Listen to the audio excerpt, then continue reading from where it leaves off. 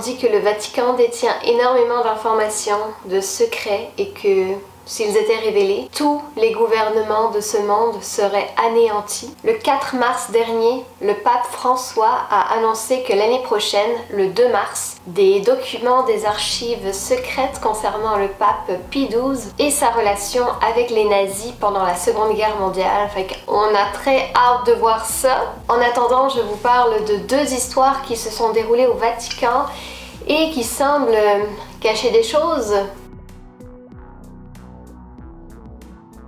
On commence cette vidéo avec l'histoire du pape Jean-Paul Ier, de son vrai nom Albino Luciani. Donc lui, il a été élu pape le 26 août 1978 à l'âge de 65 ans et il est mort officiellement d'un infarctus 33 jours après seulement après avoir été élu le 28 septembre 1978. Sœur Margherita Marin, la plus jeune des religieuses en service dans l'appartement du pape à l'époque, et sœur Vincenza Taffarel sont les deux personnes qui ont découvert le pape mort au petit matin, donc vers 4h45. Donc pendant le procès, sœur Margherita Marin témoigne et atteste avoir toujours vu le pape assez serein, même la veille de sa mort. Elle aurait été la dernière à avoir échangé quelques mots avec lui avant qu'il ne se retire jusque dans sa chambre pour aller dormir. La religieuse témoigne l'avoir retrouvé installé dans son lit comme s'il venait de s'endormir sur sa lecture alors que sa lampe de chevet était restée allumée. L'histoire officielle nous dit que sœur Vincenza Taffarel avait pour habitude de venir assez tôt le matin lui apporter son café dans sa chambre, donc c'est tout naturel qu'elle l'ait trouvé aussitôt. Le corps du pape n'aurait ensuite pas reçu d'autopsie puisqu'il aurait été embaumé très rapidement et le Vatican a pris beaucoup de temps avant de délivrer un certificat de décès du pape. L'histoire officielle dit aussi que le pape était malade, il avait été plusieurs fois à l'hôpital et il avait reçu plusieurs opérations, notamment pour des problèmes d'embolie. Donc il était sous médication, il prenait des anticoagulants et il aurait eu une dernière journée de vie assez difficile, assez stressante et il aurait comme oublié de prendre son médicament ou bien alors il ne l'aurait pas pris volontairement. C'est ce qui aurait causé une thrombose et il serait mort de ça. Comme dans toute histoire, beaucoup de choses se contredisent, surtout quand il s'agit de politique ou de religion. Il y a beaucoup de sites chrétiens qui ne diront pas nécessairement les mêmes informations que d'autres médias mainstream. David Yallop, un auteur britannique, a sorti un livre assez controversé, merci, en 1984, intitulé Au nom de Dieu, et le moins qu'on puisse dire, c'est qu'il avait de sacrés doutes sur la version officielle de la mort naturelle du pape Jean-Paul Ier. Donc il a investigué pendant 3 ans, il a fait des grosses recherches pour en venir à certaines conclusions assez intéressantes. Je vous mettrai un lien en barre d'infos où vous pourrez lire le livre, c'est très bien écrit. Et les renseignements de ce livre ne sont pas donnés à la légère, ils ont été vérifiés, revérifiés plusieurs fois. Et on apprend dans ce livre qu'au moins 6 personnes auraient eu intérêt à voir disparaître ce pape. Premièrement, le chef de la loge Propaganda Due, 2 banquiers et 3 prélats très haut placés. Alors la loge P2, je pourrais vous en faire une vidéo complète là-dessus. D'ailleurs, je pense sincèrement le faire parce que c'est fou le nombre de choses qu'il y a à dire là-dessus. Donc à l'époque, c'était une loge maçonnique illégale en Italie qui faisait beaucoup de bruit. Elle a été impliquée dans plusieurs affaires criminelles italiennes, dont la faillite de la banque Ambrosiano liée au Vatican. Donc le chef en question s'appelait Lucio Gelli et il est mort en 2015. Fait que ça, Propaganda Due, c'était vraiment très gros à l'époque. Selon David Yallop, le pape Jean-Paul Ier souhaitait faire un grand ménage dans les activités bancaires du Vatican. Il avait l'intention de remercier certains prélats, donc les prélats sont les cardinaux, les archevêques, etc.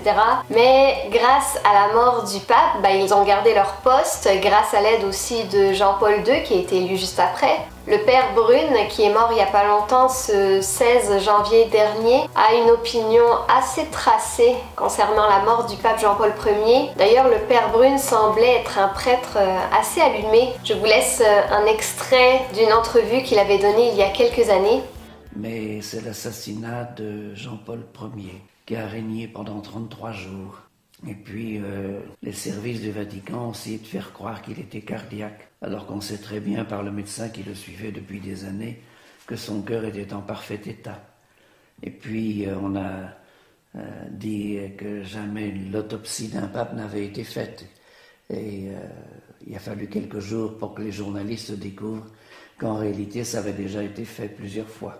Des enquêtes sérieuses ont été menées, je pense à celle de David Yallop, qui était pourtant un catholique convaincu.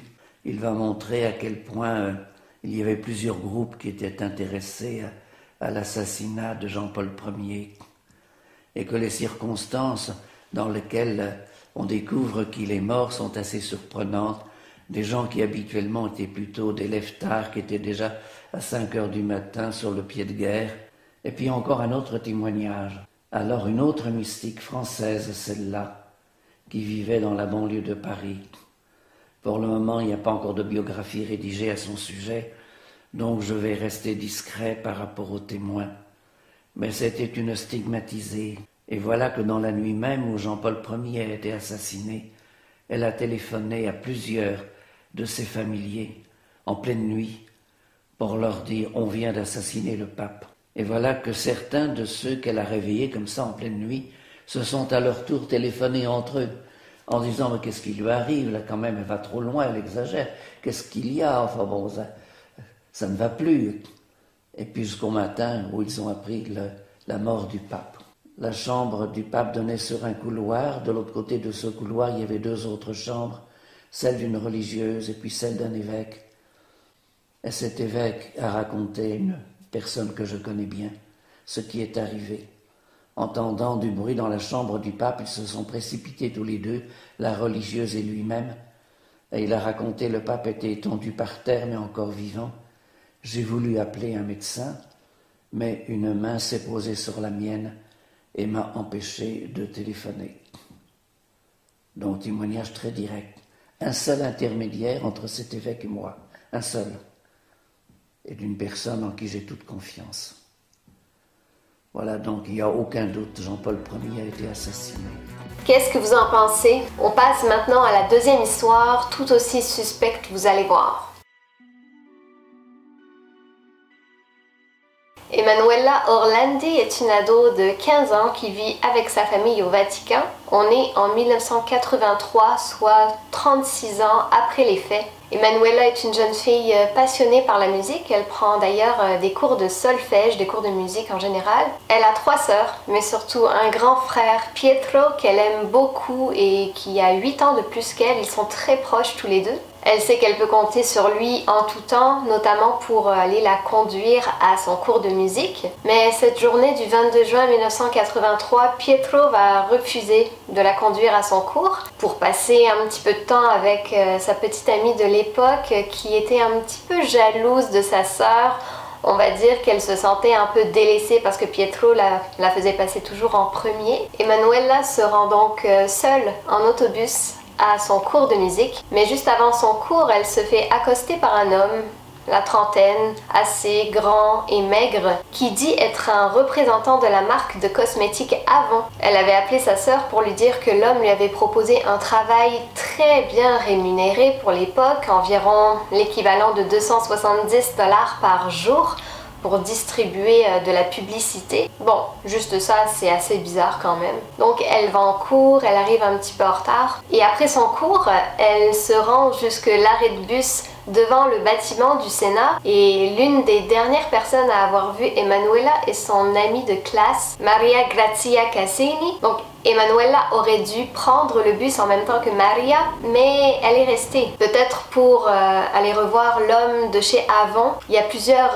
témoins, personnes qui auraient vu Emanuela rentrer ou en tout cas être dans une BMW de couleur assez sombre, métallisée, et ou en tout cas en compagnie du même profil masculin dans cette voiture. La police croit à une fugue et ne fera absolument rien pendant les 10 premiers jours. Donc la famille, comme on peut l'imaginer, était morte d'inquiétude. Elle ne pouvait pas rester sans rien faire comme ça. Alors elle s'est chargée de mettre des affiches de Emanuela partout dans les rues de Rome. Et le 3 juillet 1983, il y a une personne qui semble tout particulièrement intéressée par la disparition d'Emanuela.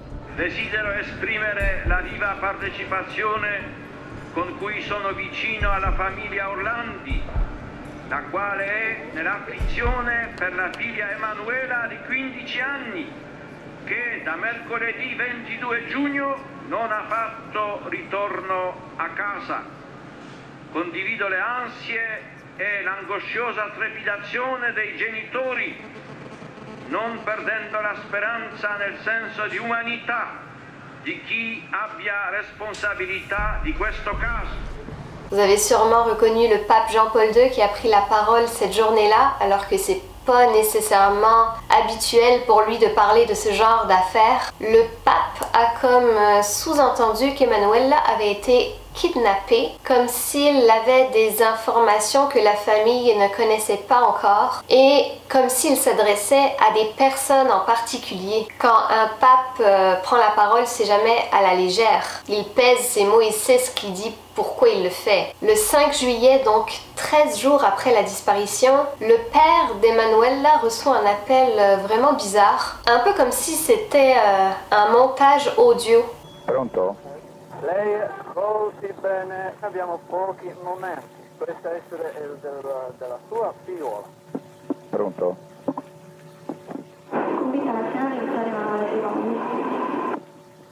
Dovrei fare il test che c'è al scientifico. Pronto? Pronto? Signor Orlandi? Pronto? È il caso di sua soddisfazione? Sì, ma mi faccia una proposta almeno, no? Ascolti. Sì? I funzionari del Vaticano Sì? non mancheranno di mettersi in contatto con lei. Sì, ma la bambina sta bene, mi dica almeno, no? Non preoccupi, io non potrei ora avanzare a parlare. Al più presto possibile, altrimenti mi fate morire mia moglie, io stesso. Buongiorno a lei. Grazie. Il dit merci à la fin. L'homme au téléphone a parlé des responsables du Vatican. On retourne 2 ans en arrière, le 13 mai 1981, lorsque le pape Jean-Paul II s'est fait tirer dessus 4 fois. Et c'est Mehmet Ali Agca, un Turc qui faisait partie d'une organisation anti-Taute, appelée les Loups Gris, qui a été incarcéré pour ça. Bon. Affaire classée, donc l'homme est en prison depuis 2 ans et l'appel téléphonique que le père d'Emanuela a reçu propose de libérer Ali Agca, sinon Emanuela sera tuée. Mais le chantage n'a pas fonctionné, Ali Agca n'a pas été libéré puis on n'a plus jamais entendu parler des loups gris après. Environ 6 mois après la disparition d'Emanuela, le pape Jean-Paul II a fait une déclaration assez spéciale à la famille. Il leur a dit: il existe 2 sortes de terrorisme, le terrorisme national et le terrorisme international. Et il a ajouté: notre perte a été causée par le terrorisme international. Il avait l'air de savoir de quoi il parlait. Le pape est mort en 2005 et il a emporté avec lui ce qu'il savait. Sur son testament, on pouvait lire « Je demande à ce que mes effets personnels soient distribués équitablement et mes notes personnelles devront être brûlées ». Alors elles n'ont pas été brûlées, mais il semble impossible d'y avoir accès. Le 18 mars 2013, Pietro s'est rendu à la place Saint-Pierre au Vatican pour l'intronisation du pape François, juste après qu'un membre de la sécurité ait murmuré quelque chose à l'oreille du pape.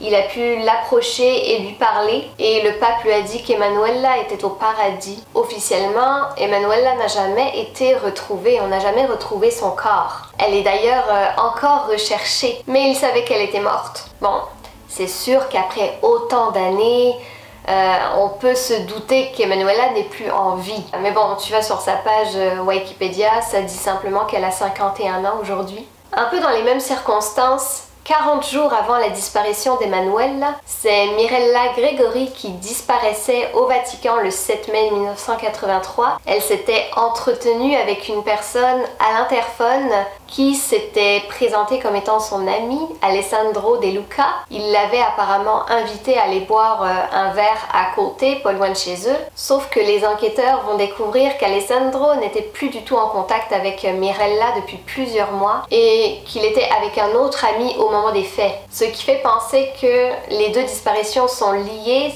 au-delà du fait qu'elles avaient à peu près le même âge. Mirella avait 16 ans, Emanuela en avait 15. C'est le lien avec la marque de cosmétiques Avon, parce que Mirella pour se faire un petit peu d'argent de poche, elle aussi présentait ces produits-là. Il y a énormément de choses à dire, de détails à propos de ces deux disparitions qui font partie des affaires les plus sombres de l'histoire criminelle italienne. On sait que le Vatican abrite de nombreux secrets, mais a-t-il eu un lien de près ou de loin avec la disparition de ces deux jeunes filles? Pour cette vidéo, comme pour n'importe laquelle que je fais, j'aurais pu traiter les sujets totalement différemment. Dans l'affaire Emanuela et Mirella, j'aurais pu simplement expliquer en détail leur disparition sans jamais mentionner le pape. Ça aurait été une simple vidéo disparition comme il en existe beaucoup, mais vous me connaissez maintenant, moi j'aime ça aller fouiller dans les dossiers interdits. Tout ça pour dire que selon les détails et les informations que je choisis de communiquer dans mes vidéos, j'ai conscience que d'une certaine façon j'influence celui qui m'écoute à penser d'une certaine façon. C'est pour ça que je vous dis très souvent d'aller chercher par vous-même les informations et de trouver vos propres réponses, parce que si on me croit sur parole de la même façon qu'on croit sur parole n'importe quel autre média mainstream, ben j'ai pas réussi mon coup. Mais j'espère que c'est clair ce que je dis, mais mon but n'est pas que vous me croyiez sur parole, mais que vous ayez l'envie d'aller chercher l'information. Moi j'invite les gens à prendre du recul et à réfléchir par rapport à toutes les informations dont ils ont connaissance, qu'ils entendent à la télé, à la radio, mais ne fermez pas les yeux. Bye tout le monde.